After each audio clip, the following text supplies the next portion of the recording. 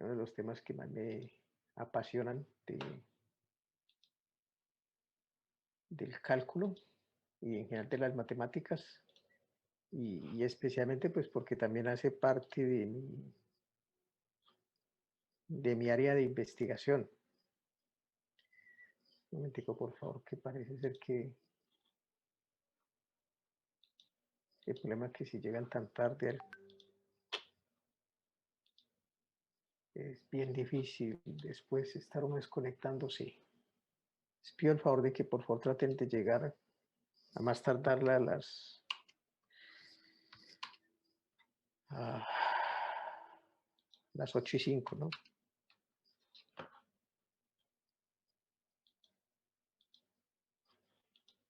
Bueno,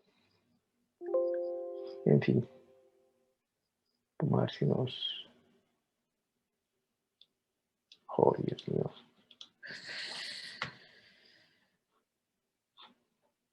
Fonseca y Archila. Archila todavía no es ingresado. Ok, ya está organizando aquí mi pantalla. Perfecto. Muy bien. Entonces vamos a empezar. Como les comentaba, entonces este tema es bastante apasionante.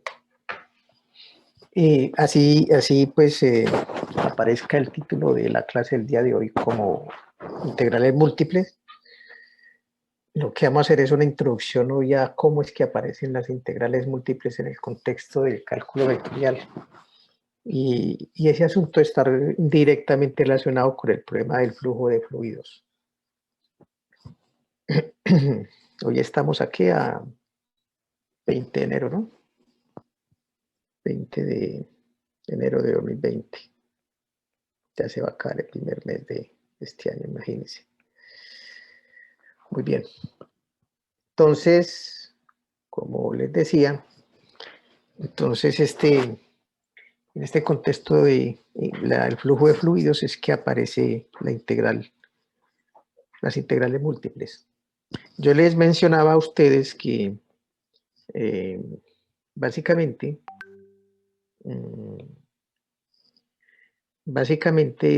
nosotros tenemos en el movimiento de partículas, el movimiento de la masa, mejor, el momento de la masa,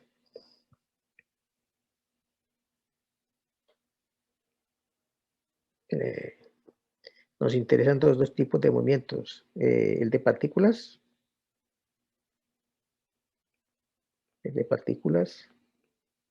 y el de fluidos. No se olviden que el problema del movimiento de partículas está asociado con el problema del trabajo.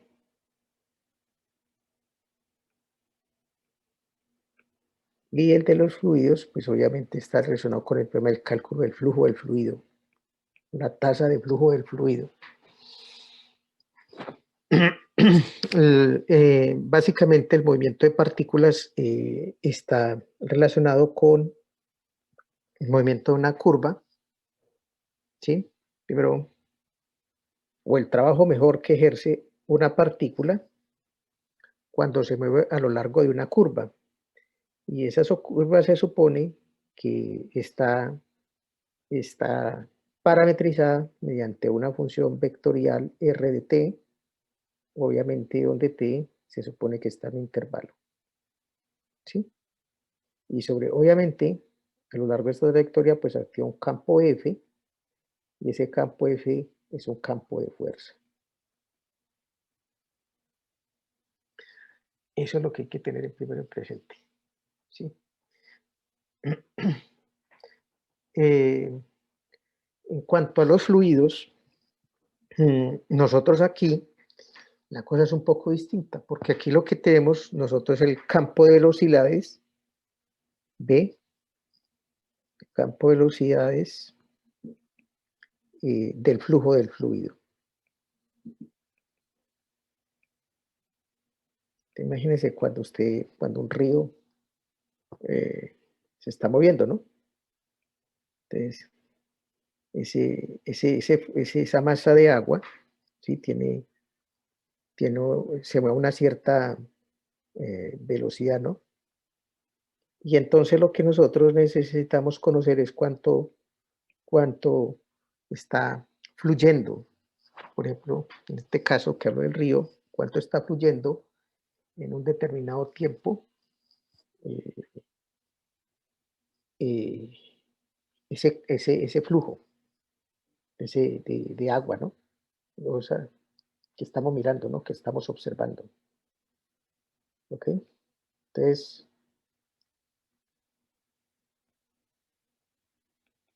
eso es lo que nosotros tenemos que hacer. Bueno, en el caso de las partículas, pues nosotros ya vimos que la cantidad de trabajo que ejerce la fuerza para mover la partícula a lo largo de la trayectoria, esto se puede calcular como la integral de línea a lo largo de la curva, de la componente de F a lo largo de la dirección tangencial de la curva. Obviamente esto por unidad de longitud de arco. Eso ya lo hemos visto. El problema es que yo, en este caso, quiero calcular la cantidad del flujo, sin mayores detalles, ¿no?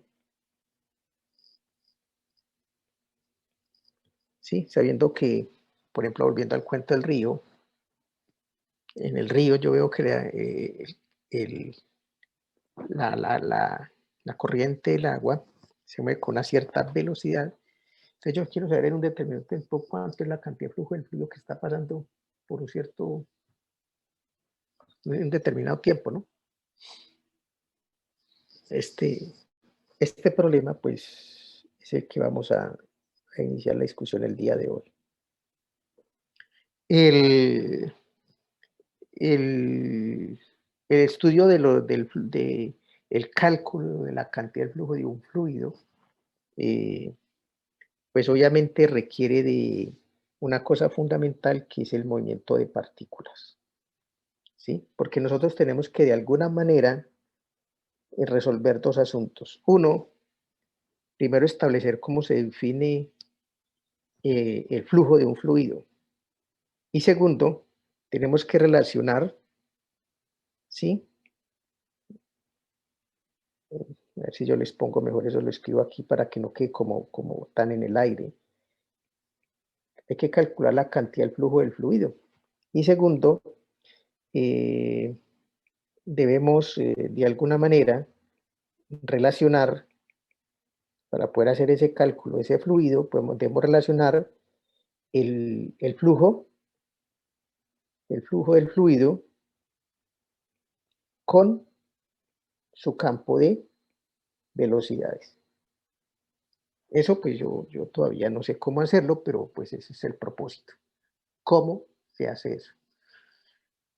Es importante destacar, y más que de mencionar, destacar que este asunto eh, lo resolvió Joseph Fourier cuando Edmund Halley, el del cometa, eh, le propuso que resolviera ese problema. Ese es un problema que estaban tratando de resolver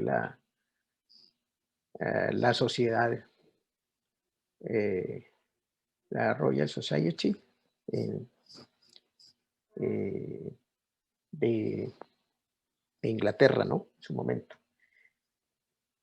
Resolver el problema de calcular el flujo de un fluido conocido, su campo de velocidades. ¿Sí? Será, en pocas palabras, se necesita obtener una ecuación que nos permitiera caracterizar ese, ese flujo de fluidos. Este asunto se resuelve en dos etapas. ¿Sí? Ojo, debo mencionarlo muy, muy eh, explícitamente para que todos entendamos. Lo primero que, para resolver este problema, lo primero que necesitamos es para obtener ese, vamos a necesitar, obviamente yo solo voy a hacer una parte, ¿no? De este problema. ¿sí? Eso está relacionado con lo que se conoce hoy como los teoremas de la divergencia. Teoremas de la divergencia. Obviamente hay dos teoremas de la divergencia. Uno en el plano que se conoce como el teorema de la divergencia de Green y el otro que se conoce como el teorema de la divergencia de Gauss, que es en el espacio. Esos son los dos teoremas. Va a poner eso mejor aquí en R2. Teorema de la divergencia de Green, que es en R2. Y el teorema de el teorema de Gauss,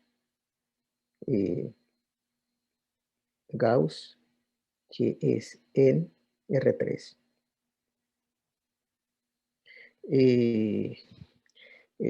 Es bueno destacar, ¿no?, de que pues, se les conoce como la teorema de la divergencia de estos señores, pues realmente los que el primero descubrió ese teorema fue Fourier, ¿no? El problema del flujo de calor. ¿Sí? Bueno, y lo segundo, para poder obtener una ecuación fundamental que nos explique de manera general el flujo de un fluido, vamos a necesitar el teorema de transporte de Reynolds. Sí.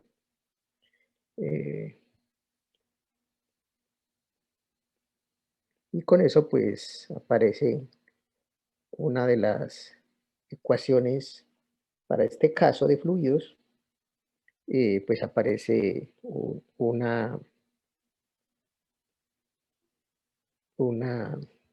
ecuación fundamental que es la que se conoce como la ecuación de flujo de calor.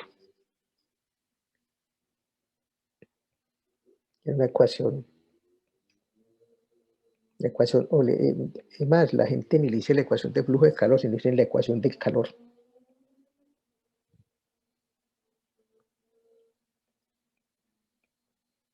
Del flujo de calor.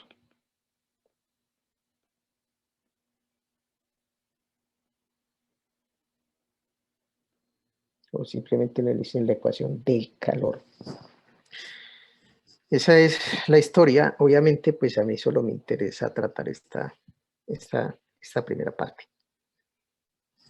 Obviamente, como dicen muy claramente a veces los gringos, esa expresión nunca me he dedicado a traducirla, pero las ciencias son building blocks, es un edificio que se construye por pisos, ¿no? Por bloques. Como le mencionaba entonces previamente, para poder estudiar fluidos, debemos conocer el comportamiento del movimiento de partículas. Y ya sabemos cómo hacemos ese estudiante de movimiento de partículas, ¿no?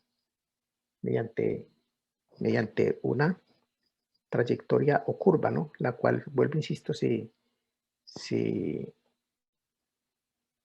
parametriza mediante una función vectorial FDT. Entonces veamos cómo hacer este asunto. Vamos a empezar entonces con el caso más sencillo, que es el caso de R2, y de una manera muy natural vamos a poder mirar esto ya en R3. Posteriormente, ya cuando tengamos listo el teorema de la divergencia en el plano y en el espacio, pues vamos a regresar un poquito aquí al problema del trabajo, porque estas fórmulas de trabajo pues son muy bonitas, pero pues no sabemos qué otra aplicación puede tener, ¿no? Y la verdad es que tiene una aplicación muy importante también. Y al igual que con el problema del flujo de fluidos, que allí les he mencionado que pues hay una ecuación fundamental para el flujo de fluidos. Para el caso para el caso, espera un momentico, yo muevo esto un poquito por acá. Eso está muy bien acá.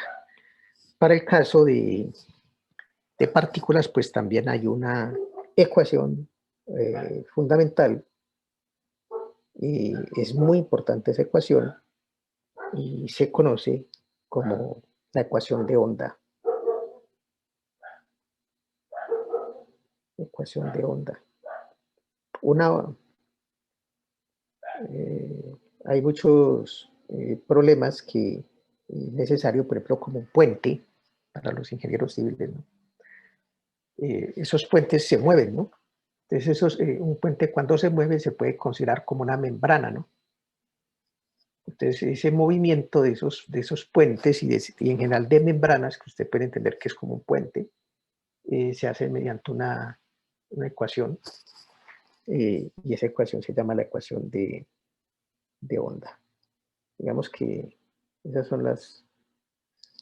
y hay otros tipos de problemas que también se modelan mediante este tipo de ecuación, porque aquí en el caso del transporte, pues no solamente tenemos la ecuación de flujo de calor.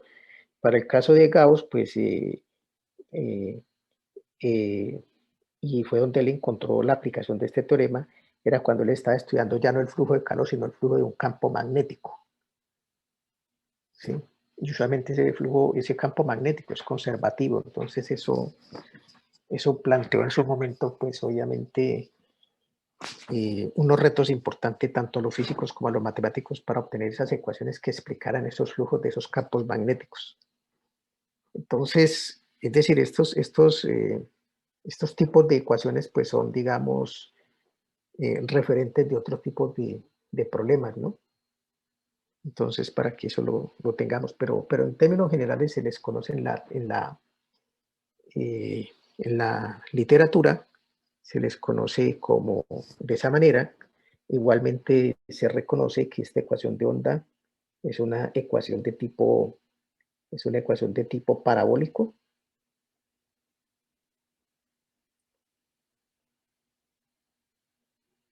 Ecuación de tipo parabólico. ¿Listo? Y la ecuación de flujo de calor, crean que ahorita se me despega es una ecuación de tipo, se me olvida el nombre, pero bueno, después les doy el nombre de tipo de problema que representa este. ¿Ok? La ecuación de difusión también se le llama. Bueno, no es al contrario, ya me acordé.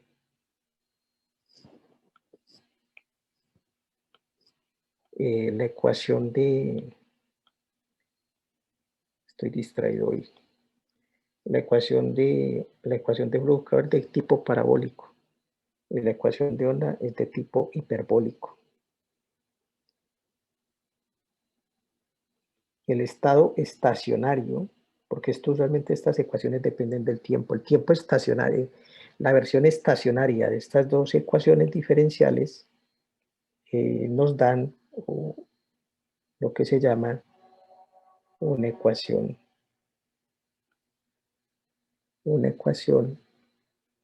de tipo elíptico.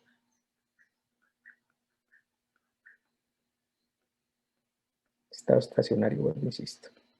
Bueno, yo aquí estoy hablando estupideces, posiblemente, y lo más seguro es que muchos de ustedes no entienden de qué carajos estoy hablando, pero bueno, simplemente ahorita que estoy así como haciendo un resumen general para todos ustedes. Entonces, esto es lo que puede, digamos, se puede, les podría decir en este primer comienzo de lo de que estamos a punto de iniciar a revisar. En fin, a continuación entonces voy a atacar el problema de obtener el teorema de la divergencia de Green en R2. Realmente que no es una cosa tan ¿qué? Eh, tan complicada, ¿sí? Entonces, permítame iniciar entonces este asunto. Entonces, vamos a considerar un flujo estacionario, el flujo estacionario de un fluido totalmente incompresible, por ejemplo, como el agua. El agua no se puede comprimir, mientras que los gases sí se pueden comprimir, ¿sí? Es decir, tendríamos que estudiar y eso es un problema un poquito más más delicado estudiar el flujo de un fluido que sea compresible. Ese es otro tipo de problema, pero por ahorita me voy a empezar por esta parte más sencilla. Porque claro, cuando el flujo es compresible, eso es otra cosa. Y si no es estacionario, pues no está estacionario es que no depende del tiempo. En cualquier momento, entonces voy a tener que la ecuación o la función que me representa, el campo de velocidad del flujo del fluido no depende del tiempo, eso quiere decir que es estacionario. E incompresible es que no se puede comprimir, vuelvo, insisto, como el caso del agua, que es incompresible. El gas, los gases sí son compresibles. Y se supone que ese flujo de fluido está caracterizado evidentemente por un campo de velocidades, que es el que aparece acá, que es un campo vectorial de velocidad del flujo del fluido, se le conoce de esa manera. Y como está mostrando en el plano, pues tiene dos componentes que son P y Q, las cuales además dependen de la posición del punto, la posición de o punto en el plano donde yo calculo ese campo de velocidades. Entonces, para yo poder estudiar el flujo del fluido, eh, imagínense como cuando usted, pero aquí ya no, aquí lo estoy haciendo en R2. Imagínenselo ya en el espacio, por ejemplo, como cuando usted está en un río y usted se tira al río, ¿ok? Entonces, cuando usted se tira al río, pues usted lo arrastra, obviamente la corriente del río, y, y eventualmente lo que llega a suceder es que eventualmente pues usted ofrece resistencia a ese medio, pero en algún momento pues, o en algunos casos, por ejemplo, usted es arrastrado por la corriente del río, y cuando sucede eso, pues lo que sucede es que la velocidad con que usted se mueve dentro del río, pues es la misma velocidad con la cual se mueve esa masa de agua, ese flujo de fluido. ¿Sí? Entonces, para nosotros estudiar el flujo de un fluido, ¿qué es lo que hacemos? Pues ya hemos estudiado el movimiento de partículas, ¿no? Ya sabemos cómo estudiar el movimiento de una partícula. Entonces, lo que hacemos nosotros es lanzar o poner en el medio una partícula y dejarla que ella se desplace dentro del fluido, ¿sí? Y de tal manera que la velocidad con la que se mueva la partícula sea igual a la velocidad con que se mueve Sí. el flujo del fluido.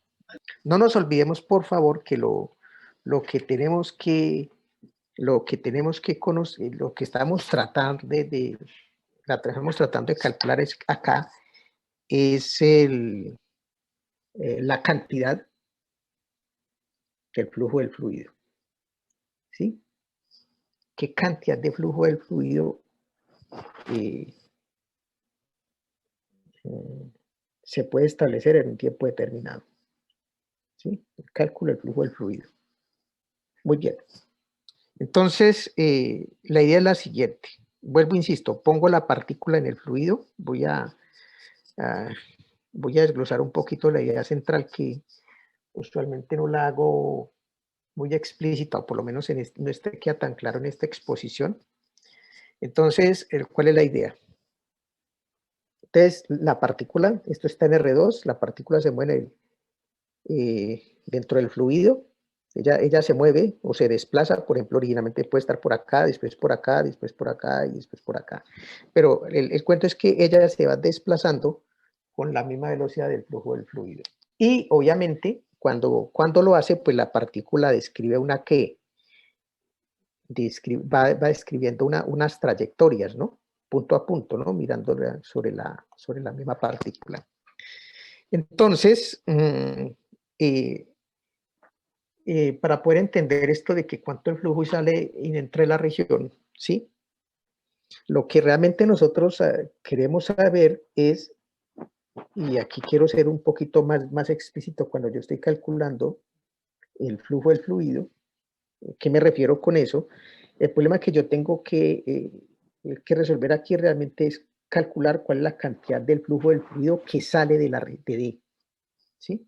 Por ejemplo, imagínense que ustedes aquí esto es una placa metálica, Y obviamente, o por ejemplo, imaginemos que está ya el sol, por aquí está el sol, ¿no? Entonces, el sol, obviamente, nos emite rayos de calor y obviamente aquí esto suponga que es el planeta Tierra. Entonces, eventualmente, yo quiero saber, ¿sí?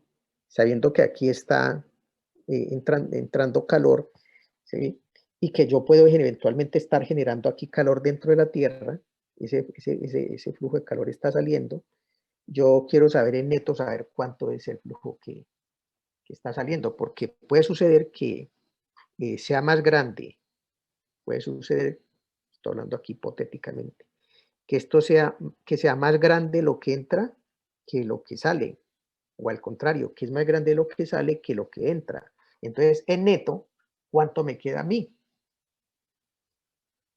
¿Sí? Del flujo de calor. Entonces, una primera cosa que yo tengo que resolver aquí es la cantidad del flujo de calor que sale de una región. Por ejemplo, si esto es una lámina delgada, eventualmente usted está en un medio ambiente, en ese medio ambiente, por ejemplo, usted está en un cuarto, ese cuarto cerrado, pues hay calor, ¿sí? Se genera calor de manera natural, pero supongamos además que aquí dentro de esta lámina yo la estoy calentando, entonces aquí está saliendo un flujo de calor. Entonces, entre eso, eso es lo que yo trato de saber, en últimas, cuánto es el flujo de calor que sale de esa región D. Entonces, el problema se resuelve de la siguiente manera. Eh, yo supongo que hay un flujo de calor, ¿sí? Neto, ¿sí? Hay un flujo de calor y ese flujo de calor, o un flujo de un fluido, mejor en general, pongámoslo no solamente calor, sino un fluido en general, y él se mueve, ¿sí? Se mueve. Bajo, y la forma en que se mueve, pues está identificada por el campo de velocidad del flujo del fluido, que son las rayitas que yo estoy tratando de hacer ahí. ¿Cómo se obtienen esas curvas? Simplemente yo pongo una partícula pequeñita acá, y cuando pongo esa partícula, pues obviamente esa partícula la arrastra el flujo del fluido. Acuérdense el asunto del río, ¿no? Entonces ella se mueve y describe una trayectoria. Esta trayectoria es que describe el flujo, el movimiento de una partícula dentro del flujo de un fluido, se llaman líneas de corriente. Líneas de corriente. Una cosa importante de hablar, voy a ver dónde pongo esto por acá, voy a introducir aquí una página adicional. No sé si lo pongo aquí, no, aquí no me queda espacio. Vamos a ponerlo acá. Una línea de corriente, eso yo lo introduje, este tema lo introduje cuando hablamos de funciones vectoriales, ¿sí? Entonces, una línea de corriente es lo siguiente, usted pone una partícula dentro de un fluido y cuando usted pone la partícula, la suelta dentro del fluido, pues ella escribe una trayectoria, ¿sí? Esa trayectoria evidentemente se identifica mediante una función vectorial R de t, donde t está en un intervalo de números reales. Bueno. Entonces, lo que sucede es que en cualquier punto de la trayectoria, pues yo no solamente voy a tener la posición de la partícula, sino que además voy a poder tener allí eh, su velocidad.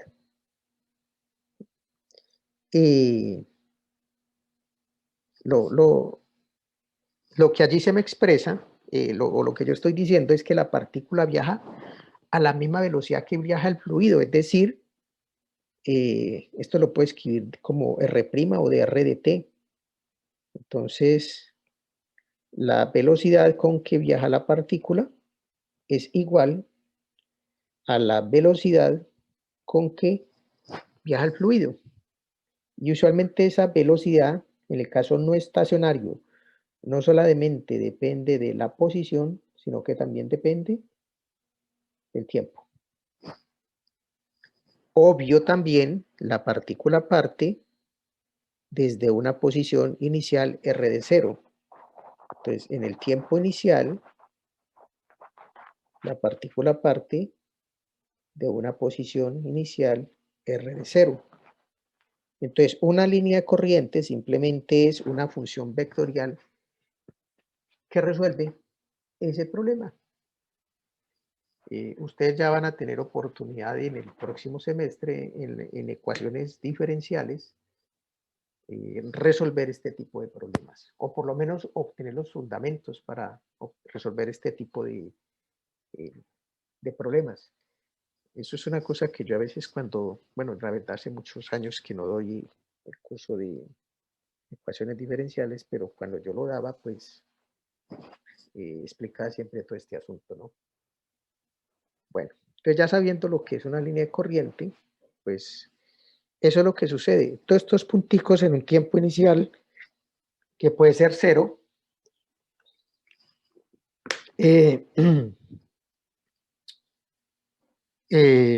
yo suelto partículas. Tum, tum, tum. Esas partículas se desplazan. Y obviamente ellas chocan con la partícula con el objeto, que llama una región de control, que yo he puesto en el fluido más grande, ¿no? Este asunto de las curvas, ya les voy a explicar por qué es que es necesario considerarlo. Bueno, entonces el problema mío, o el problema que tenemos que resolver, es establecer cuánto es la cantidad del flujo del fluido que neto, ¿no? Que sale de la región a través de la frontera de la región D. Esta región D, es importante aclararlo, es una región que es cerrada y acotada del plano, por lo tanto está limitada por una curva. Se supone que esa curva C, es una curva que es cerrada, simple, es decir, la curva no se cruza a sí misma, suave a trozos, es decir, tiene un número finito de picos y es continua. Y esa curva es además orientada positivamente, es decir, en sentido contrario a las manecillas del reloj. Bueno, bien, entonces para saber cuál es la cantidad neta del flujo que sale de D, entonces yo tengo que hacer dos cosas. Resulta que como yo estoy mirando ahí el comportamiento del flujo del fluido a través de partículas, entonces yo ¿qué observo? Cuando estas partículas cuando impactan la región, obsérvense, por acá entra, por acá entra la partícula y por aquí sale. Por acá entra y por acá sale. Eso es importante. Viaja por la región y sale. ¿Sí? Entra a la región, y sale. Esto más bien lo entenderían ustedes un poquito con isótopos radiactivos, ¿no? La radioactividad lo atraviesa uno, ¿no? Entonces, uno para saber cómo funciona eso, pues entiende de que son pequeñas partículas del flujo del fluido que viajan, ¿no? Cruzan el cuerpo, entran por allí y salen por acá. ¿Listos? ¿Quedó claro eso? Profe, Señor. pues ahí me quedó como una, no sé, me surgió como una pregunta. Sí, señor. En usted dijo que, ¿cómo es? Que la velocidad del flujo es la misma velocidad de cada partícula, ¿cierto? Sí. Pero para eso es necesario que el flujo sea laminar o puede ser turbulento. A ver, primero que todo, los flujos laminares son los que se mueven en planos, ¿no? ¿Sí? ¿De Ah, ok. acuerdo? Y segundo, puede ser volumétrico, es decir, puede ser laminar o puede ser laminar es como en el plano, ¿de acuerdo? Aunque Sí, bueno, la noción de laminar tiene una cosa mucho más explícita que eso que le acabo de decir, ¿no? Pero más o menos, más bien hablemos de flujos, de flujos planos, ¿no? En un plano, ¿no? Y el sí. otro es el flujo en el espacio, ¿no? Como por ejemplo un río, ¿ok? Primero que todo. Segundo, respecto a sobre la turbulencia, precisamente, y eso es lo que hay que aclarar respecto al número de Reynolds, ¿no? Dependiendo del número de Reynolds, un fluido se puede clasificar como laminar, como lo que usted acaba de decir, un flujo ¿qué? Turbulento. Turbulento y un flujo caótico. Esos son los tres tipos de fluidos que hay, ¿de acuerdo? Y eso depende del número de Reynolds, ¿no? El número de Reynolds está entre tanto y tanto, es lineal. Si está entre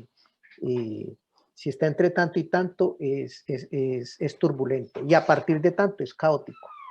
Ese es un tipo de caracterización de los fluidos a través del número de Reynolds. Evidentemente, lo ideal es que uno esté trabajando porque usted se imagina un lago, ¿no? Si esto todo está tranquilo, entonces la superficie del lago casi que es plana, ¿no? ¿De acuerdo? Sí. Entonces ese es un flujo laminar, ¿no? Todo está sereno, tranquilo. Pero si empieza a hacer viento, entonces la superficie del lago empieza a moverse, ¿no? Y empieza a volverse, y dependiendo de la velocidad del viento, ¿de acuerdo? Que ese es un flujo, ese es un fluido, ¿no? El viento. Entonces empieza la superficie del lago a moverse y eventualmente entonces el flujo de ese, ¿qué? De ese fluido se vuelve turbulento. Y ya, por ejemplo, lo que sucede, por ejemplo, en alta mar y el ejemplo más típico es en alta mar, ¿no? Cuando en alta mar, cuando la cosa está tranquila, eventualmente uno mira el mar como laminar, ¿no? Pero empieza a hacer viento, empieza a crisparse y ya empiezan a aparecer olas, y ya cuando aparecen los huracanes, pues esos ya son flujos caóticos, ¿no? Ese es un ejemplo típico, ¿no? Espero que eso le sirva ese ejemplito, ¿no? Aquí lo que nosotros más bien estamos hablando es de un flujo en el plano. Podría considerarse como laminar para el caso que usted menciona, ¿de acuerdo? Pero vuelvo a insistir, hay una definición más precisa de flujo laminar, ¿de acuerdo? ¿Tiene esa pregunta? Está muy buena. Yo, profe. ¿Quién soy yo? Daniel. Ah, Daniel. Daniel. Me imagino que está estudiando fluidos, ¿no? Pues ahí he visto algunas cosas, pero no. Ok.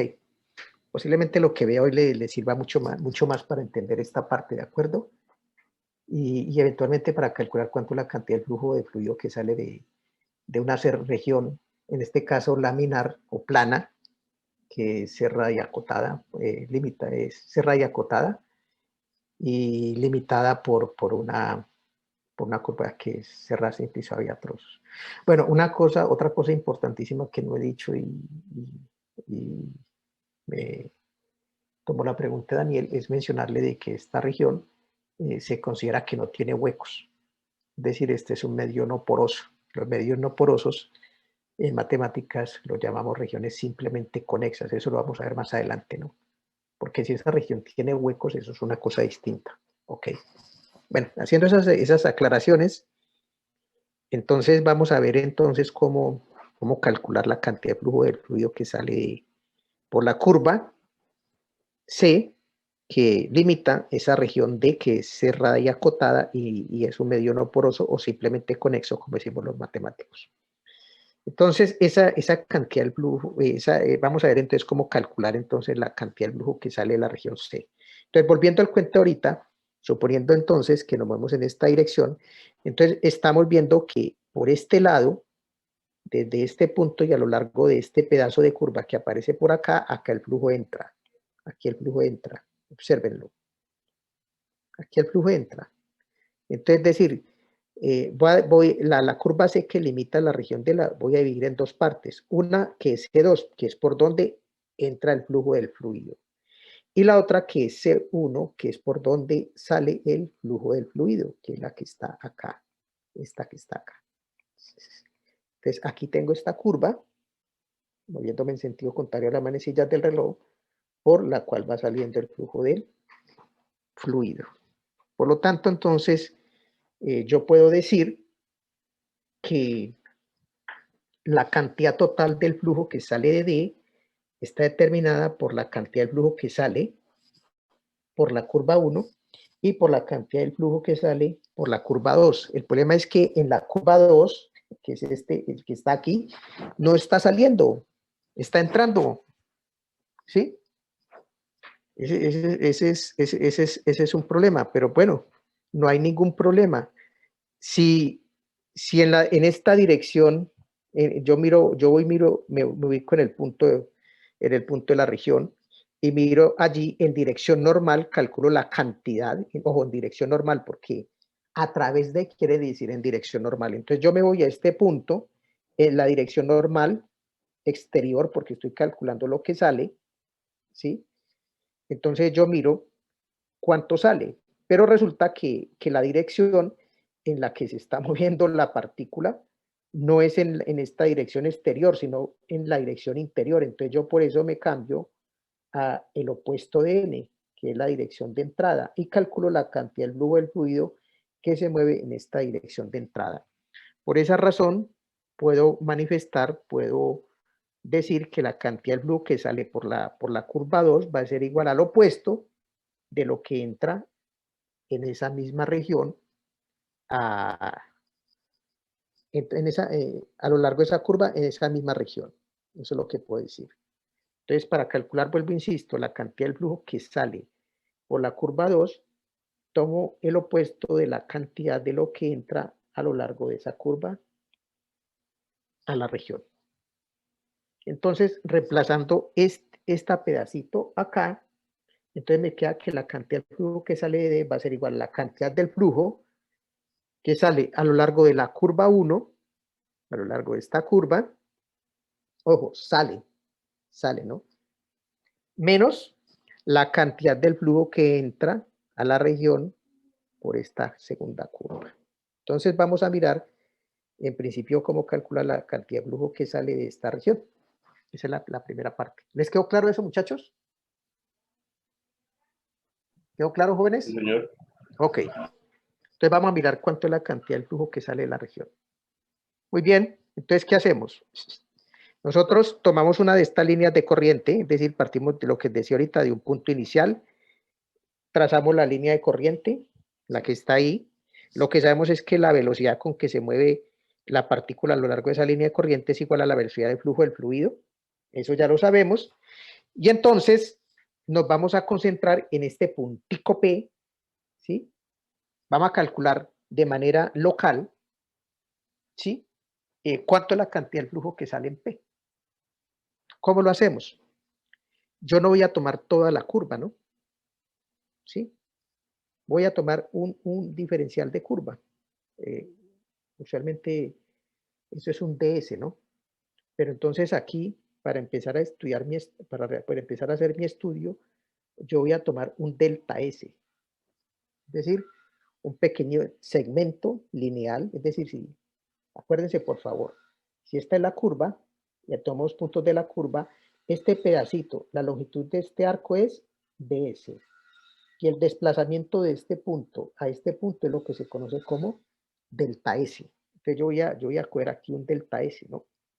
Es decir, tomo un punto inicial aquí, suponiendo que me pongo esta región, tomo un punto antes de P y otro punto de P de longitud muy pequeña, y entonces tomo el desplazamiento entre esos dos puntos. Entonces es lo que se me pone como un delta S. Ok, muy bien. ¿Y por qué hago eso? La pregunta es ¿por qué hago eso? Muy bien. Pues resulta, jóvenes, que el flujo, aquí me voy o todos saben, me imagino que todos saben, eh, la forma en que se define el flujo, definición de flujo, definición de flujo. Eh, en el plano, es decir, en R2, el flujo es, ¿cómo se flujo? Primero que todo, tenemos que entenderlo, que la interpretación de flujo o el flujo mejor se interpreta como un caudal. Caudal. Y el caudal, para el caso del plano, se define como área por unidad de tiempo. ¿Sí? Y en R3 vuelve a hacerse la misma consideración, voy a hacerlo de una vez. En R3, el flujo se define de la misma manera, se define como un caudal. Pero ya en el caso del espacio, es decir, de un flujo ya no planar, sino volumétrico, entonces, o que se refiere al movimiento de un volumen, entonces el caudal se define como, el caudal se define como ¿quién? ¿Cómo se ve el flujo en R3 o en el espacio? Ahí sería volumen sobre tiempo. Volumen por unidad de tiempo. Muy bien, Dana. Volumen por unidad de tiempo. Ojo, estas definiciones es importante aclarar que son válidas. Eso es lo que uno nunca le dicen los profesores a uno. Pero esto sucede cuando la velocidad del flujo del fluido es constante. ¿Sí?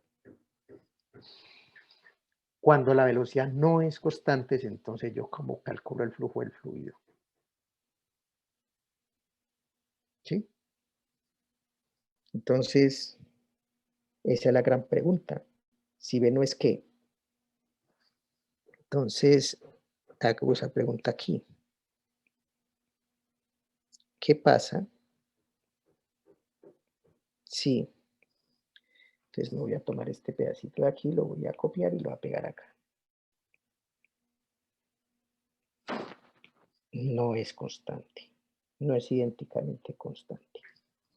Pues hacemos lo clásico que hacen los ingenieros. ¿Sí? Movimiento rectilíneo uniforme. La partícula se mueve a lo largo de una trayectoria. Movimiento, ¿sí? Cuando eso ya no sucede, cuando el movimiento ya no es uniforme, es decir, no es lineal, entonces, ¿qué hacemos? Tomamos un pequeño ¿quién? Un pequeño delta, un pequeño delta de X acá, perdón, aquí abajo, un delta de S mejor, un delta de S, ¿sí? Y entonces cuando eso sucede, un pequeño delta de S, un pequeño delta de T, pequeño delta de T. Y entonces, cuando yo tomo un delta de T muy, ¿qué? Muy pequeño, pues entonces la partícula se mueve, se supone que esto aquí está esto es aquí T, este es el tiempo. Entonces aquí hay un tiempo inicial y aquí hay un tiempo inicial y aquí hay un tiempo final, y durante ese tiempo pues la partícula se desplaza de una posición inicial a una posición final, y en ese delta de tiempo pues la partícula describe o se desplaza, delta de S. Entonces, en este caso, para el caso de momento rectilíneo uniforme, ¿yo qué hago? La velocidad, como es constante, es ¿qué? Es S sobre T, ¿no? S sobre T. Pero cuando no es uniforme, entonces yo tengo una velocidad promedio, la cual calculo como un delta de S, un delta de desplazamiento por un delta de tiempo, muy pequeño, y después hago que en esta velocidad media el delta t tiende a cero, ¿no? Y entonces cuando eso sucede, entonces aparece la velocidad instantánea, ¿no? Que es la que usualmente, o la rapidez instantánea mejor, ¿no? Yo sí voy a cambiar un poquito aquí la notación porque a veces se le puede confundir con estas cosas. Está la rapidez media, aquí está la rapidez instantánea. Entonces, esto se denota como SDT y se calcula como el límite cuando delta de t tiende a 0 de la rapidez media con la cual se mueve la partícula. Bueno, algo muy parecido vamos a hacer acá. Entonces, lo que yo debo decir entonces es que, volviendo a nuestro problema, me voy acá, a este punto, ¿sí? Entonces, primero que todo entiendo que el flujo, cuando la velocidad es constante, pues insisto en eso, se calcula como, en el espacio se calcula como volumen por unidad de tiempo, pero en el plano se calcula como ¿quién? Como área por unidad de tiempo. Y como la velocidad aquí no es necesariamente constante, entonces por esa razón yo voy a tomar un delta de tiempo muy pequeño.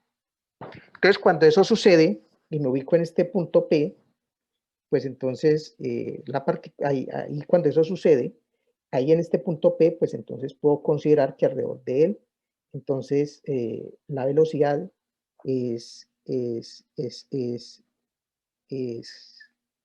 constante, ¿no? Lo mismo que sucede aquí volviendo al problema del movimiento de partículas, ¿no? Esta trayectoria no es lineal, pero en un pequeño de tiempo, en un pequeño intervalo de tiempo, esta trayectoria que escribe aquí la partícula es lineal. Entonces, esta formulita de velocidad media que yo acabo de plantear aquí es completamente válida. ¿Sí? Entonces, volviendo al cuento aquí, como la velocidad no es constante, esta fórmula, si la velocidad no es constante, estas fórmulas, ¿qué? No son ciertas, pero para un delta de tiempo muy pequeño, pues esto sí se puede considerar que la velocidad es aproximadamente constante y entonces puedo aplicar estas formulitas. Entonces esa es la razón por la cual tomo eso de esta manera. Entonces volviendo acá al punto, entonces me ubico tomo el delta muy pequeño, la velocidad es casi que constante, me voy al punto P, ahí me voy. Entonces aquí, además estoy tomando un ¿qué? Un pequeño pedazo de la trayectoria de la partícula. Entonces, en ese pequeño tiempo, entonces todo este frente que aquí yo tomo otras particulitas aquí se desplazan en ese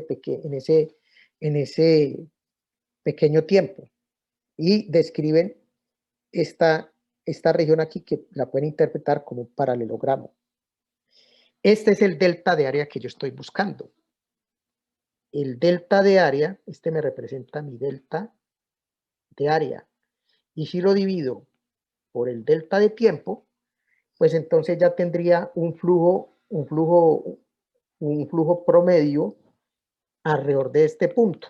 Y después lo que hago es que esto, en esa formulita, pues el delta de tiempo pues tienda a cero, ¿no? Aunque eso pues en la práctica no va a suceder, ¿no?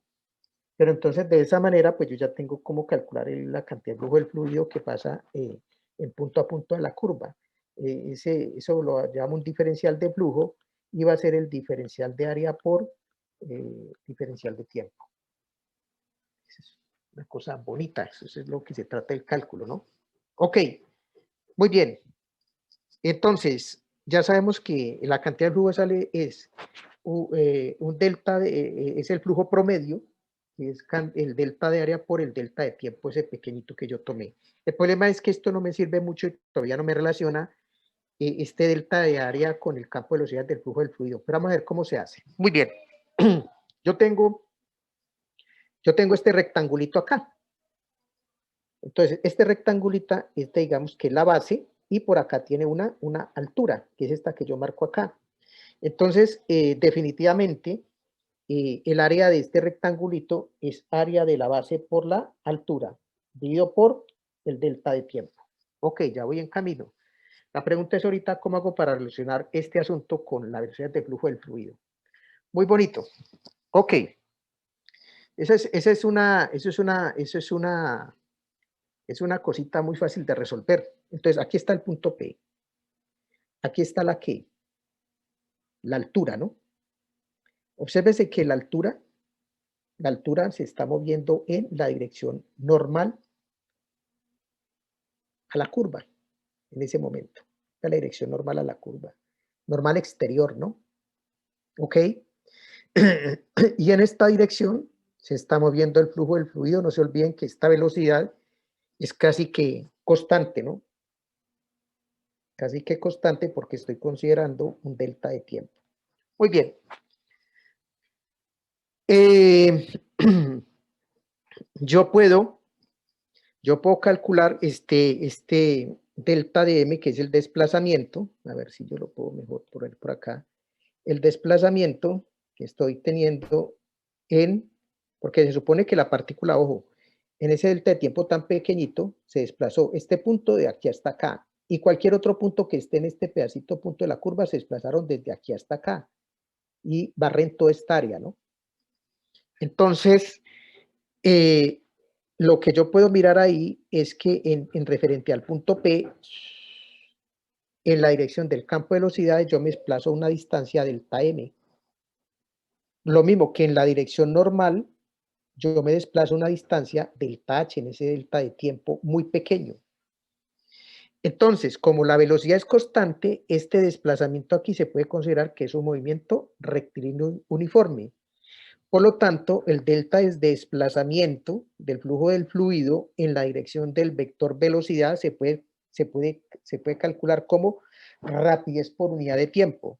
Como tengo la velocidad, la magnitud de la velocidad me da la rapidez por el delta de tiempo, es decir, delta m vale la magnitud de la velocidad del flujo del fluido por el delta tiempo. Mire que aquí ya apareció la velocidad del flujo del fluido. Ahorita, a continuación, ¿qué hago? Pues es muy sencillo. De esa formulita yo puedo plantear cuánto es el coseno, porque aquí se forma un triángulo rectángulo, ¿no? ¿Ok? Aquí me forma un rectángulo. Entonces, yo puedo decir lo siguiente. En este triangulito, ¿cuánto vale el coseno de teta? El coseno de teta es cateto adyacente, que es delta H, sobre la hipotenusa, que es delta M. Este es el cateto, esta es la hipotenusa. Despejo el delta de H, que es el que me interesa para reemplazar acá. Entonces, el delta de H de esta formulita es delta de M por el coseno de teta. Pero el delta de M, como me estoy moviendo en la dirección, como es un delta muy pequeño, delta de tiempo muy pequeño, entonces la velocidad es constante, entonces puede que el delta de desplazamiento a lo largo de la dirección de la velocidad del flujo del fluido va a ser a rapidez por unidad de tiempo. Entonces lo reemplazo aquí. Delta M es rapidez por unidad de tiempo por el coseno de teta. Entonces, de aquí despejo esto, o mejor, divido por delta T. Entonces me queda que delta de H sobre delta de T es igual a la rapidez por el coseno de teta. Es delta de H sobre delta de T. Ese término lo saco de acá. Muy bien. Como n es un vector unitario, entonces no nos olvidemos que el producto punto de vectores es igual al producto de la magnitud de la velocidad por la magnitud del vector normal por el coseno del ángulo que forman los dos vectores, porque obsérvese que este teta es el ángulo que está formando el vector normal y el vector velocidad.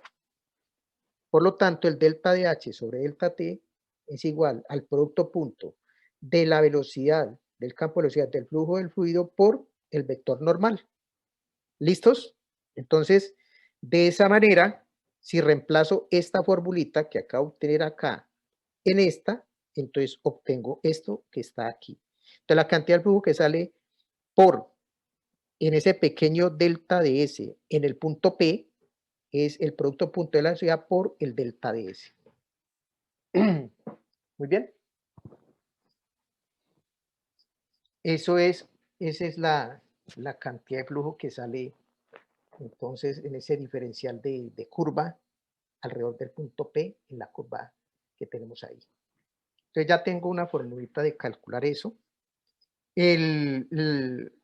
A continuación, ¿qué hago para poder calcular esto? Ya no en un pedacito de la curva, sino a lo largo de toda la curva. Pues lo de siempre, ¿no? Yo creo que tengo eso por acá. Lo hice en un pedacito de la curva, ¿no? Ahorita, ¿qué hago? ¿sí? Yo ya sé que el delta, cantidad de flujo, lo puedo aproximar por el diferencial. ¿Por qué puedo hacer eso? Por lo que les dije ahorita. Mira, aquí están todos los calculitos, ¿sí? Entonces el diferencial de flujo de fluido lo puedo ver como diferencial de área por diferencial de tiempo, y entonces puedo decir que el diferencial de flujo en el punto P es el producto punto del campo de velocidad del flujo del fluido por el vector normal exterior a la curva en ese punto por el diferencial de longitud de arco. Obviamente todo esto evaluado en el punto P. Muy bien. ¿Qué pasa si yo quiero calcular la cantidad de flujo que sale entre dos puntos? Pues sumo. ¿Cómo hago la cantidad de flujo? Pues sumo, tomo todos los puntos que yo pueda tomar aquí a lo largo de la curva y sumo cada una de esas cantidades de flujo. Y después hago que el límite, que la longitud de este arquito de la curva tienda a 0. ¿Ok? La pregunta, alguno me pregunta, ¿y por qué el delta de S pues, tiende a 0? Pero no nos olvidemos que el delta de S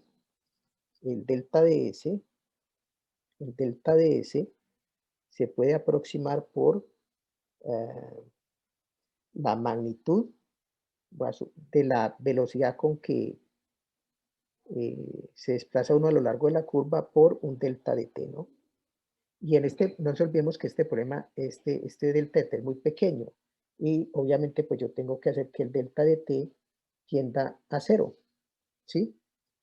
Entonces cuando eso sucede, entonces me queda que delta de s sobre delta de t es aproximadamente igual a la magnitud de R' de t.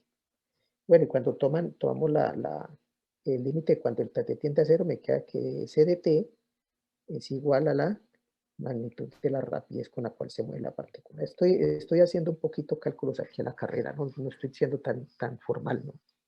Entonces, por esa razón, cuando el t tiende a 0, lo que yo estoy viendo es que el S también tiende a ¿qué? A 0, de alguna manera, como dicen algunos, y entonces por eso puedo tomar este delta S que aquí tiende a 0. Y obviamente, cuando yo sumo, lo que estoy convirtiendo es en una ¿qué? En una integral. ¿La integral de quién? El diferencial de flujo del fluido. Pero el diferencial de flujo del fluido es, ya lo vimos acá, es el producto punto del campo de velocidades, o la componente mejor del campo de velocidades en la dirección del vector normal unitario a la curva, por diferencial de longitud de arco. Y entonces, de esa manera, yo ya puedo calcular la cantidad de flujo, que es la que sale acá, ¿sí? Entonces, vuelvo, insisto, voy y aplico esta formulita en cada punto de la curva, sumo y algo que el delta de S tiende a 0, por las razones que ya expliqué. Y de esa manera, entonces, obtengo que la cantidad del flujo que sale por la curva número 1 es la integral a lo largo de la curva por donde el flujo sale, ¿sí? ¿De quién? De la componente del campo de velocidades en dirección normal a la curva. Este vector es un normal exterior unitario. Obviamente lo multiplicamos por diferencial de longitud de arco. Y esa es la forma que yo calculo la cantidad de flujo que sale. ¿Alguna pregunta? Jóvenes, preguntas. Esa es una fórmula bien bonita, ¿no?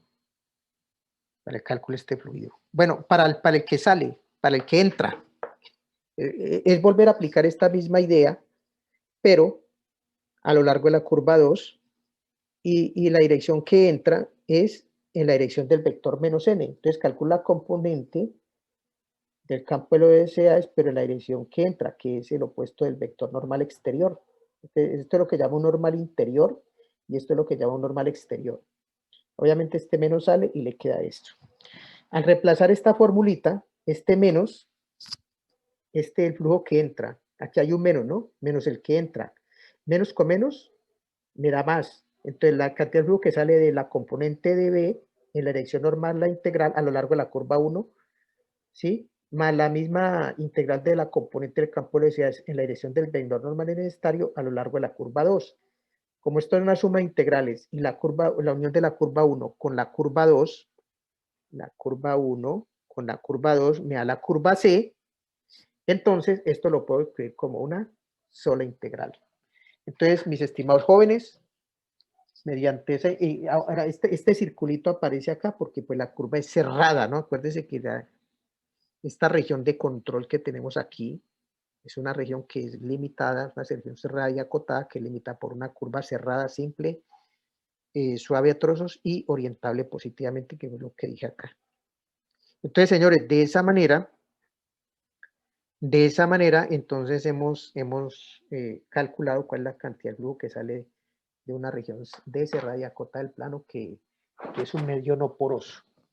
Esa es la formulita que vamos a aplicar ahorita, a partir de este momento. ¿Alguna pregunta? Jarvin, ¿alguna pregunta? No, señor. Muy bien, Dana Carolina. Señor, Oiga, Dana, ¿usted qué es lo que estudia? ingeniería química. Ah, bueno. Entonces, ¿usted todavía no ha visto ni termo ni esas cosas? ¿O qué está viendo? No, ¿Fenómeno de todavía no. transporte? No, eso es en el quinto semestre. Ah, bueno, entonces ahí se va a divertir con esto cuando esté en quinto semestre. No lo olviden, ¿no? Los que vayan a estudiar término, termodinámica, fenómenos. ¿Alguien está viendo fenómenos de transporte ahorita? ¿O termodinámica? ¿Ninguno? ¿Gabriela? ¿No estudia, Gabriela no estudia termodinámica? ¿Ni fenómenos de transporte? Gabriela, ¿me escucha?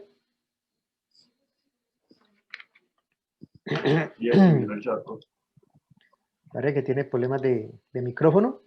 Ah, listo. Listo, dice que no. Ok, parece que ninguno, ¿no?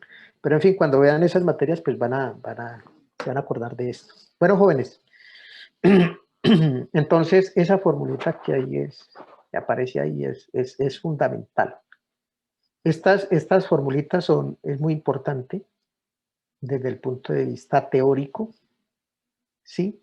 Pero desde el punto de vista práctico, pues no es útil esa formulita que está ahí.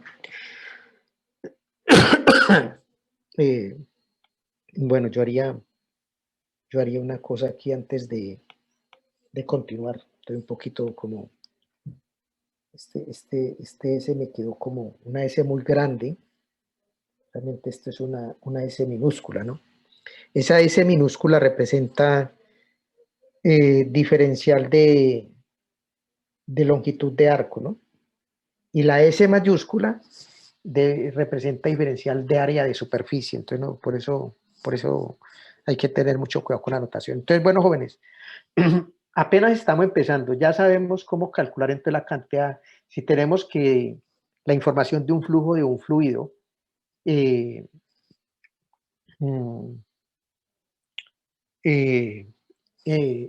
el plano que se está moviendo con un cierto, con un cierto, o está identificado mejor mediante que ese flujo se mueve con un cierto campo de velocidades B, entonces podemos calcular la cantidad del flujo que sale a lo largo de cualquier región que se coloque en ese fluido. Cualquier región que, vuelvo, insisto, tiene que tener las características, ¿no? Debe ser una región cerrada y acotada, un medio no poroso o simplemente conexo, el cual está obviamente limitado por una curva cerrada que siempre cerrada y suave a trozos. La curva se considera orientada positivamente. Bueno, el problema es cómo vamos a calcular esa integral que está ahí. Bueno, yo voy a basar algunas cositas, algunos detalles ahí, y entonces vamos a empezar a mirar cómo vamos a calcular esta integral que aparece acá, esta que está aquí. Entonces, primero que todo, reconocer que la curva, ya no puse R, sino que puse C, está parametrizada mediante una función vectorial. Acuérdense que yo tengo que calcular un vector, yo tengo que calcular el vector normal, este vectorcito que está aquí. Ay, carajos. Ok. No nos olvidemos que el vector normal, el vector n que aparece ahí, es perpendicular a la curva. es un vector normal, se le suele denominar de la manera normal exterior y unitario. El normal exterior unitario a la curva. Entonces, ¿cómo obtenemos? Lo primero que tenemos que obtener es, ya tenemos el campo de velocidades, ¿correcto? Para poder calcular esa integral, entonces vamos por partes. Primero vamos a identificar el vector B, el vector normal. Bueno, el campo de velocidad ya lo tenemos, sabemos que tiene componentes P, Q, las que están aquí. Entonces vamos a utilizar esa información para tratar de calcular esa integral, ¿no? Y de alguna manera pues también ver cómo a partir de esa integral pues aparece el teorema de la divergencia de Green. Ok, ¿cómo hacemos? Voy a trazar aquí un pedacito de la trayectoria de la curva. Muy bien. Me voy a suponer que estoy moviendo en esta dirección. Entonces, en este punto, porque la curva es suave, a trozos, entonces en este puntico yo voy a poder trazar un vector, un vector tangente. Es el vector que está aquí. Este es el vector tangente. Y nosotros sabemos de cálculo de álgebra lineal de primer semestre que el vector T ortogonal es perpendicular al vector tangente. Y obviamente, como es perpendicular al tangente y ese vector además es único, pues este es mi candidato a vector normal. Eso es vuelvo insisto, estos son asunticos que ustedes deben haber visto en álgebra lineal de primer semestre. Entonces, mis jóvenes, vamos a ver cómo se calcula el vector T ortogonal. Bueno, entonces empecemos. Primero que todo tengo que tener el vector tangente, pero eso no es difícil. La curva está parametrizada mediante una función vectorial, entonces el tangente unitario es la deriva de la posición dividido por su magnitud. Así es de sencillo. Ahora bien, la pregunta aquí es, ¿quién es f'? F' de t. Pues es muy sencillo. F' de t es x' de t, coma, y' de t. Es el vector tangente. Muy bien. Como la curva es suave, ¿sí? Es suave a trozos, pues este vector, además estamos suponiendo que es diferente del vector nulo. Es importante. Por eso le podemos encontrar un vector unitario, es decir, lo podemos dividir por su magnitud. Ese es el vector unitario asociado con la primera derivada o con el vector tangente. O el unitario asociado con la velocidad, como le quieran decir. Entonces, ¿cómo obtenemos? Si este es el tangente, ¿cómo obtenemos el vector T ortogonal al tangente? Es muy sencillo. Es el producto cruz del tangente con el vector K. Esto es obvio, insisto, vuelvo, insisto, primer semestre. Entonces, las componentes de F que son, o del tangente, que son X', Y', 0, y porque es un vector en el plano, entonces la tercera componente se le agrega 0. Y el vector K, que tiene componente 0, 0, 1, y a ustedes hacen el producto cruz, y eso les da el vector Y' menos X' de t. Y el vector normal unitario, mire que es ese que yo le digo acá, entonces el vector normal unitario es el normal dividido por su magnitud. Entonces, es este mismo premio, y lo que ustedes pueden observar es que la magnitud del normal es igual a la magnitud del tangente, o de la primera derivada. Por lo tanto, el vector normal unitario va a ser igual a Y' menos X', y esto lo dividen por la magnitud de F'. Ahora, quiero hacer ¿quién? Ya tengo a B, ya tengo a N. ¿Quién es DS? DS es, esto ya lo hemos visto, el diferencial de longitud de arco. Ese tal vez fue el que se me olvidó colocar acá. El diferencial de, disculpa, colocarlo por acá. El diferencial de longitud de arco es igual a la magnitud del vector tangente, que es f' de t por dt. Entonces, si ponemos todos esos elementos en conjunto, tenemos lo siguiente. Primero que todo, n de s. N es lo que tenemos acá, lo ponemos acá. Y ds es esto que está acá, lo ponemos acá. Y como el vector tangente o la primera derivada de t es diferente de 0, pues su magnitud también es diferente de 0. Entonces voy a simplificar estos dos señores. Y me queda entonces que n de s es igual a y', menos x' de t. Esto, como es un escalar, lo mando a multiplicar cada componente del vector. Aquí me queda y' de t y aquí me queda x' de t. Una cosa importante, la primera componente de x de la posición de la partícula depende de t. Eso quiere decir que el diferencial de x, esto es primer semestre, es igual a x' de t, a la área de x con respecto a t por dt. Segundo, como y también, la segunda componente y de la posición de la partícula depende de t, entonces me queda que el diferencial de y es igual al área de y con respecto a t por dt. Estas dos formulitas que aparecen acá, estas son importantísimas y nos permiten entonces reescribir entonces esa integral para el cálculo del flujo del fluido que sale de la región D. Estos dos señores los reemplazo, disculpe, acá y acá. Entonces esto sería de y menos, y esto sería de x. Perfecto. Entonces n de s, vector normal unitario por ds, me queda igual a este vector. Ahora sí pongo en conjunto las tres cosas. b.nds, las componentes de b que son p y q. Recuerden que esto depende de x y y. Y nds, que es esto que está aquí. Lo pongo acá y hago este producto punto y esto me queda p de y menos q de x. Y señores, con eso entonces obtenemos una fórmula fundamental. El cálculo de la cantidad del flujo del fluido que sale de, como lo estoy diciendo aquí, la cantidad del flujo que sale de la región D, voy a ponerlo así, que sale de D, obviamente a lo largo de a través de la curva que limita, que lo hemos visto. Hi, my name is Natalie Perez, and today I talk about my favorite restaurant.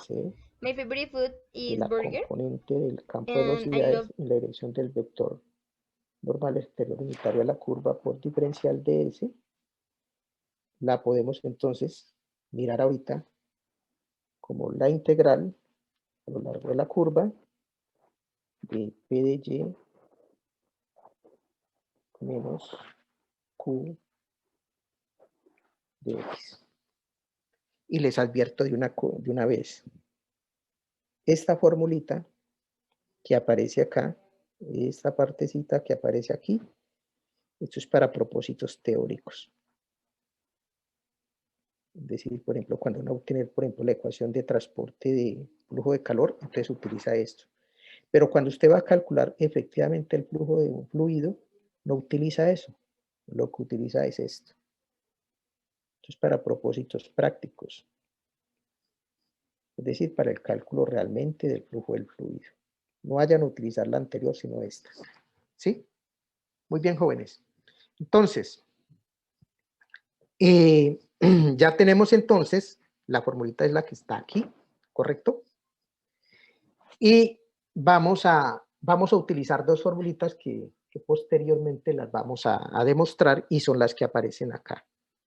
Estas dos formulitas que son las que realmente nos van a poner en la órbita de las cosas que necesitamos resolver. Resulta que se puede demostrar que la integral doble, esto es una demostracióncita que pues uno la hace en pequeñito y bajo ciertas condiciones, pero se puede mostrar de manera general. Esto lo demostró Green, por eso se llama el teorema de la divergencia de Green.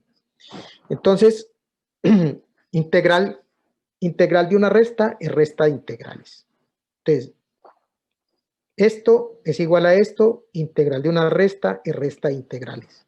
Y en el teorema de Green se establece que la integral de esta línea se puede inquirir como esta integral de doble. Es decir, esto se puede escribir como la integral doble de P, de la idea de P con respecto a X por el diferencial de área.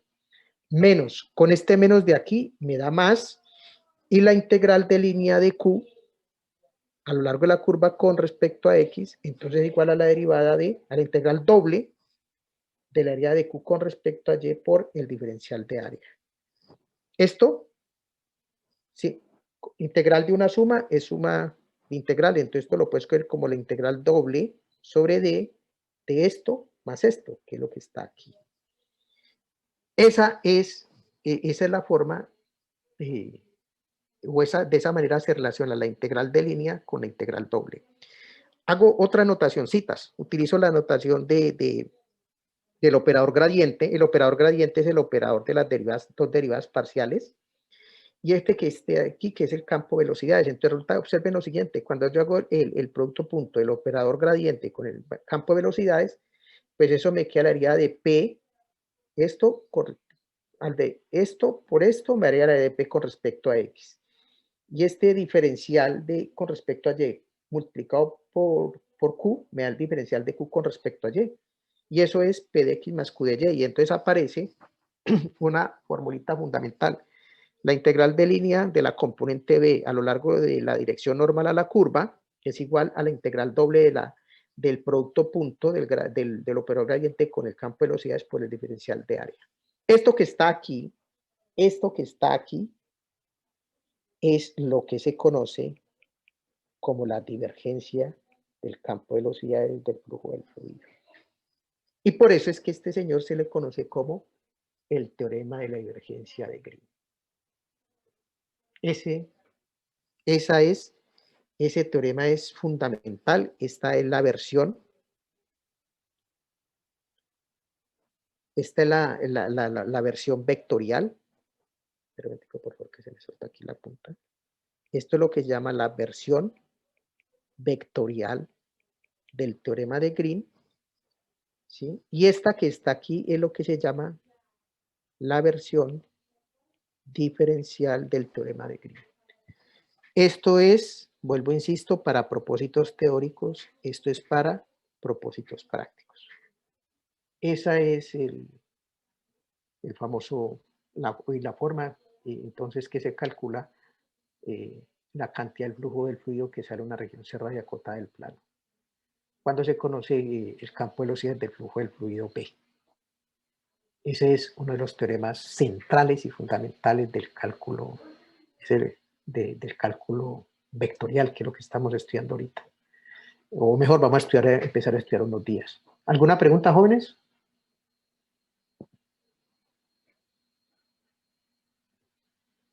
¿Ninguna pregunta? Dana, que es la que siempre que está conectada. No, señor. Ok, bueno, lo único que quedaría pendiente pues es demostrar esta formulita que está acá. Yo les voy a, por acá tengo una demostración de ese hecho.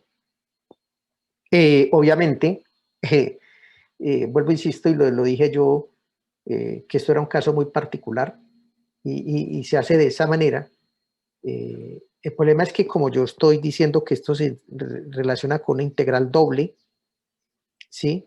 Lo más natural que apareció ¿sí? En ese momento a Fourier para demostrar este hecho, pues como yo estoy integrando y estoy diciendo que estoy cambiando integral de línea por una integral doble, ¿sí? Es decir, me pasé de integrar del borde de la curva a integrar sobre toda la región que es limitada por esa curva. Entonces, evidentemente, pues la idea es que yo sé integrar en el plano o en R, cuando X está entre quién. Acuérdate que cuando estoy en el plano, tengo una variación en X y una variación en Y. Cuando estoy en una variable, únicamente tengo una variación en X. ¿Sí? Aquí una variación en X. Pero resulta que como ya estoy en el plano, yo tengo una variación en X y una variación en Y. Entonces, lo que puedo asumir entonces es que X varía entre los números reales A y B, y que los valores Y varían también entre los valores C y D. Pero cuando X está entre A y B y Y está entre C y D, entonces puedo decir que las parejas XY se van a encontrar en el producto cartesiano de estas dos regiones. Esto es definición de conjuntos, ¿no? Ustedes saben esto todo. Entonces, esto que está aquí sería mi región de ¿qué? De integración. Y eso fue lo que propuso o consideró en primera medida, se consideró en primera medida para poder resolver este problema. Entonces, vamos a demostrar que esta fórmula es cierta para cuando D es un rectángulo de este mismo estilo. Entonces, ¿cómo se hace eso? Ok. No se olviden que C entonces está limitado por una curva, ¿no? Una curva C. Esa curva C es unión de las curvas que limitan los cuatro lados de ese rectángulo, ¿no? C1, C2, C3 y C4. Al formar la unión de esas cuatro curvas, pues me da la curva que limita la región D. Este es C1. Obviamente esto es C2, esto es C3 y esto es C4. Entonces, obsérvense que a lo largo de esta curva, de C1, Y vale C. Y como ya es constante, el diferencial de Y vale 0. Y obviamente X varía, en el sentido de las manecillas de reloj, X varía desde A hasta B. Ok. Entonces, la integral de P, acuérdense que P depende de X y Y. A lo largo de la curva 1, y como el diferencial de Y vale 0, esto vale 0. Por algo parecido, en la parte de arriba, en esta tercera curva, me muevo en esta dirección. Y vale D, obviamente el diferencial de Y vale 0, y obviamente X varía en este caso de B a A. Y nuevamente, la integral de P, como el diferencial de Y vale 0, pues que hace que esta integral valga 0. A lo largo de la curva 2, ¿qué pasaría? Sentido manecillas de reloj. X vale B, y Y varía de C a D. No se olviden que P depende de X y Y. Como P depende de X, X vale B, y Y, pero Y varía de ¿dónde? De C a D, por de Y. Ok, sobre la tercera curva, algo parecido, pero aquí obsérvense que estoy moviéndome ¿de dónde? De D a C. Entonces, luego de la cuarta curva, X vale A y llevaría de D a C. Entonces, la integral sobre, no olviden que P depende de X, que vale A, y de Y, que está variando entre D y C, de Y. Como C es menor que D, entonces es importante reescribir esta integral. Esto lo pueden escribir como menos la integral entre C y D de P de A, Y de Y. Conclusión, la integral de línea de C, que depende, no nos olvidemos que P depende de X y Y, a lo largo de la curva Y lo escribo como a lo largo de estas, como la suma de estas cuatro integrales. Ya vemos que la integral a lo largo de la curva 1 y la curva 3 valen 0. Y que la integral a lo largo de la curva 2 vale esta integral que está aquí, que es la integral entre C y D de P de B y de Y. Esta que es entre D y C, que es esto, que ya vimos que era menos, porque C es menor que D, menos la integral de P de A, Y, y ahora entre C y D de Y. Y esta integral es la misma, entonces la escribo como una sola integral, entonces me queda la integral entre C y D de ¿quién? De P de B, Y menos P de A, Y. Esto que está aquí. Bueno, y ahorita lo que hacemos es tomar el teorema, el segundo teorema fundamental del cálculo, que dice que la integral anula la ¿qué? La derivada. El segundo teorema fundamental del cálculo establece que la integral de la derivada de f con respecto a x es igual, la integral a una derivada, entonces me queda f, y f habla entre quién, entre b y a, entonces f de b menos f de a. En este caso, pues consideramos que f de x vale p de x, y. Si eso es así, entonces esto que está aquí, lo podemos escribir como la área de p con respecto a x, integrado entre A y B. Efectivamente, hacer la integral de P con respecto a X, la integral a una derivada, entonces me queda P. ¿Evaluado entre quién? Entre BY menos P de AY, que es lo que está aquí arriba. Y ahí aparece las dos integrales, la integral entre C y D, la integral entre A y B. No nos olvidemos que eso me da el rectángulo ese que previamente hemos visto allá. Y de X de Y, aquí lo puedo considerar como el diferencial de área. Entonces aquí me queda la integral doble del área de P con respecto a X sobre el rectángulo R, que es ahorita la región D. Y de esa manera, entonces, se establece que la integral de línea de P a lo largo de C es igual a la integral de la doble de la derivada de P con respecto a X. Y de manera muy similar se muestra que la integral de Q a lo largo de la curva es igual a menos la integral de doble de la derivada de Q con respecto a Y a lo largo de ese rectángulo. ¿Listos? Valentina, ¿le quedó claro? Sí, profe, sí, señor. Ok, bueno, entonces vamos a hacer un ejemplito rapidito aquí como para no quedarnos y empezarle a llamar la atención a usted sobre barbaridades que se cometen, ¿de acuerdo? Ok, vamos, ya que ya tenemos esta formulita, ¿no? Estas dos formulitas que están aquí arriba, que son las fundamentales, esta y esta. Entonces vamos a calcular la cantidad del flujo de fluido, vamos a poner aquí un ejemplo, que es el que está aquí, y tengo el campo de velocidad del flujo del fluido y tengo una región D que es un disco, centro en el origen y radio 1, ¿correcto?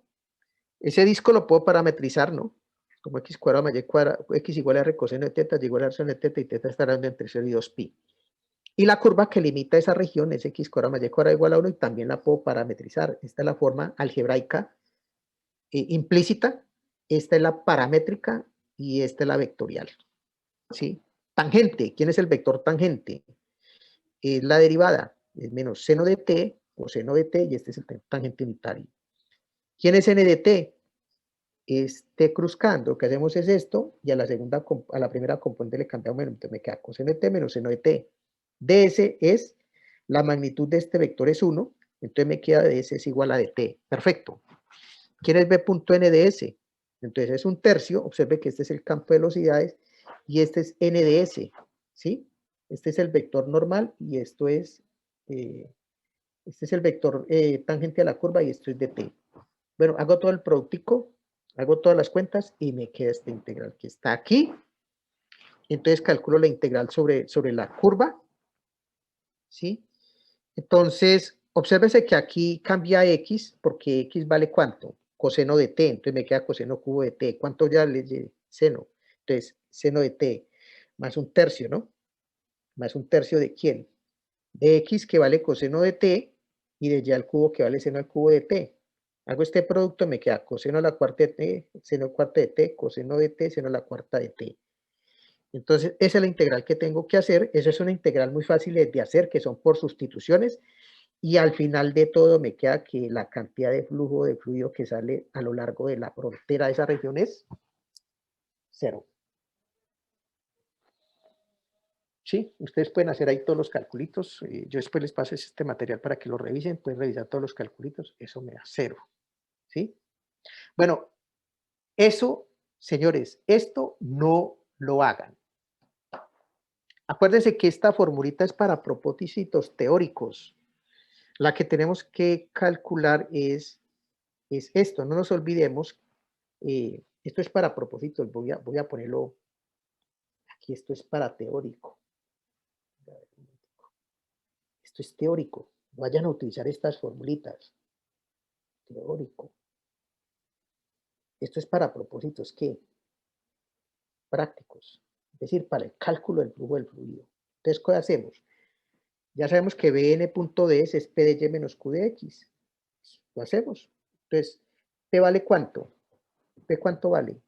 Un tercio de x al cubo por y. Entonces, un tercio es factor como un tercio cubo por y, menos q, q vale, un tercio de xy cubo. Entonces, un tercio sale como factor común, xy cubo,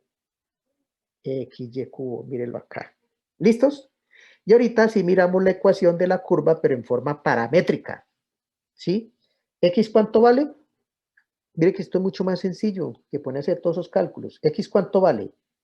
Coseno al cubo de t. ¿Y vale cuánto? Seno de t.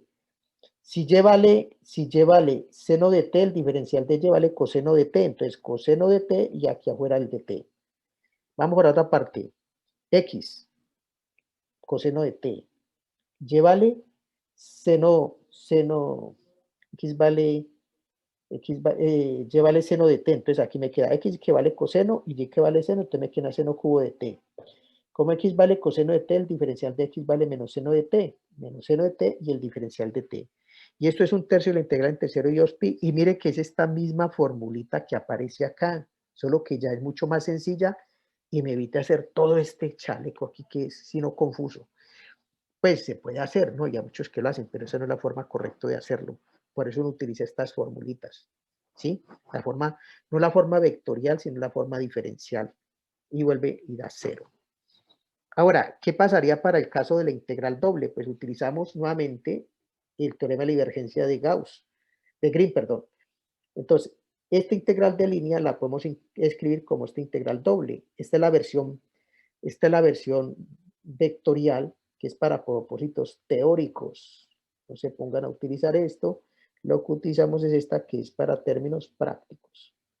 Entonces, la integral doble de la área de P con respecto a X más la área de Q con respecto a Y, y pues eso lo pueden hacer ustedes, es la integral doble sobre D de X cuadrado Y más XY cuadrado por el diferencial de área. Y nos dicen, o podemos concluir que como esta integral de línea aquí ya valía 0, pues que esta integral vale 0. Solo que hasta el momento nosotros no sabemos cómo calcular una ¿qué? No sabemos cómo calcular una integral doble. Bueno, por sencillito, por cuestiones de comodidad, vamos a suponer que D es este rectángulo. X varía de 0 a 1 y Y varía de 0 a 2. Eso es el primer cuadrante, ¿no? X varía de 0 a 1 y Y varía de 0 a 2. ¿Listo? Tú. Entonces, ¿quién es diferencial de área? De Y de X, ¿sí? Entonces esto lo escribo, pero X varía de dónde? X varía de dónde a dónde. X de dónde a dónde varía. Entonces, integral de 0 a 1. Y Y.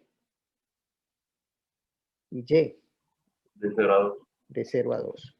Bueno, uno empieza a hacer estas integrales, esto lo vamos a ver más adelante, uno empieza de adentro hacia qué, de adentro hacia afuera. Entonces, primero integra con la adentro, pero pillemos algo. Cuando hago esta integral aquí de adentro, X varía ¿de quién? De 0 a 1, y Y permanece fijo, es decir, Y permanece como una ¿qué? Como una constante, ¿no? Y la integral de una constante por una función, pues es la constante por la integral de la función, ¿sí o no? ¿Estamos? ¿Estamos todos? Sí, señor. Ok. Si yo hago esta integral aquí rapidito, entonces, ¿qué pasaría? Al integrar esto con respecto a X, ¿sí? Entonces, X cuadrado Y es una constante, entonces solo integro con respecto a X, ese cubo sobre 3. Y XY cuadrado, integrar respecto a X, me queda X cuadrado sobre 2 por Y cuadrado. Con X variando entre 0 y 1, hago toda la carpintería y me aparece esta integral de aquí. Esta integral respecto a Y me queda Y cuadrado sobre 2 más Y al cubo sobre 6, integral entre 0 y 2. Y bueno, ustedes en los calculitos eso les quedan 2 centímetros cuadrados por segundo. Bueno, este es un ejemplo, pues obviamente pues no es exactamente para el caso anterior, pero es para que ustedes miren cómo se calcula este tipo de este tipo de integrales, ¿no? ¿Alguna pregunta, jóvenes? Esto de las integrales, pues lo vamos a ver más concretamente la clase este viernes. Por ahorita, pues voy a terminar con el problema del trabajo. Ya tenemos la fórmula del teorema de la divergencia de Gauss para el flujo de fluidos, que es la que está aquí arriba, las que le mencioné previamente. Se me perdió la cucharita. Es esta. ¿Sí? Para el flujo de fluidos. Vamos a aplicar, ya que tenemos estas formulitas, pues vamos a hacer también algo para el trabajo. y va a aparecer lo que se llama el teorema del rotacional de Green. Muy bien, teorema rotacional de Green. ¿Cómo hacemos esto? Tengo un campo de fuerza que actúa sobre una región R del plano, vamos a hacerlo así de esa manera por comodidad.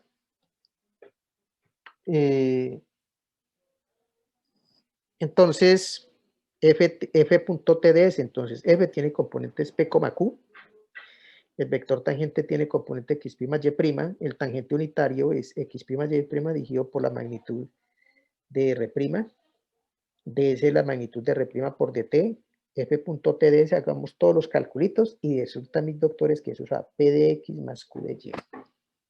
Sí, bonito. Entonces el trabajo, esta es la fórmula vectorial, esta es la fórmula diferencial, propósitos teóricos y propósitos prácticos. Ahora utilizamos el teorema de Green, el lema de Green. La integral de P de X la convertimos en una integral doble, que es la que está aquí, y la integral de línea de Q con respecto a Y la convertimos en esta otra integral. Simplificamos las integrales, esto me queda Q de X menos P de Y. Nuevamente el operador nabla.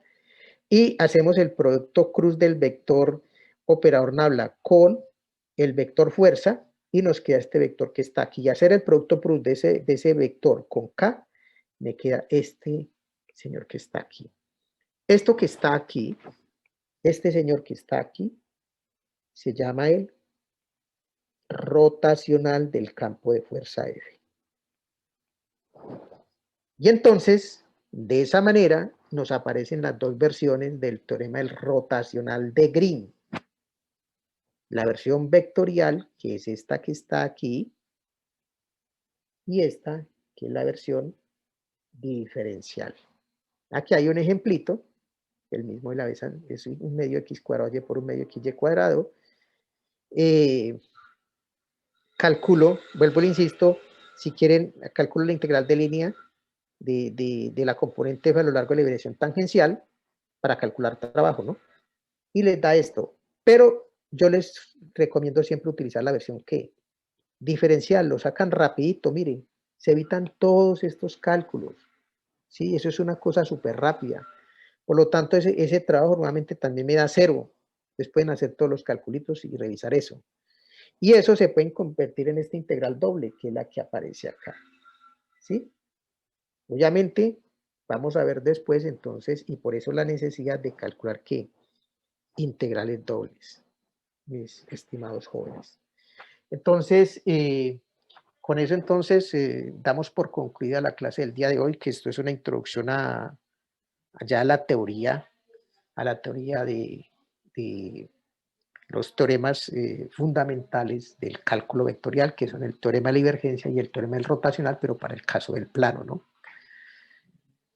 Ustedes pueden revisar, yo les voy a mandar, les voy a sacar todo este material, se los voy a enviar para que ustedes lo revisen, ¿no? Y empecemos a revisar todos estos cálculos, ¿no? Esto entonces,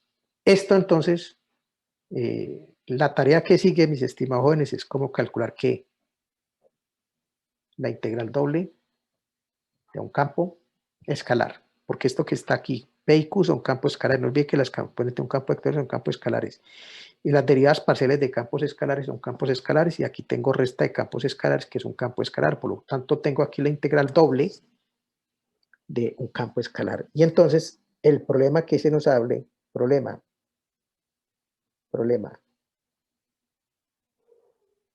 calcular la integral doble sobre una región D de un campo escalar F en dos variables. D es una región cerrada y acotada,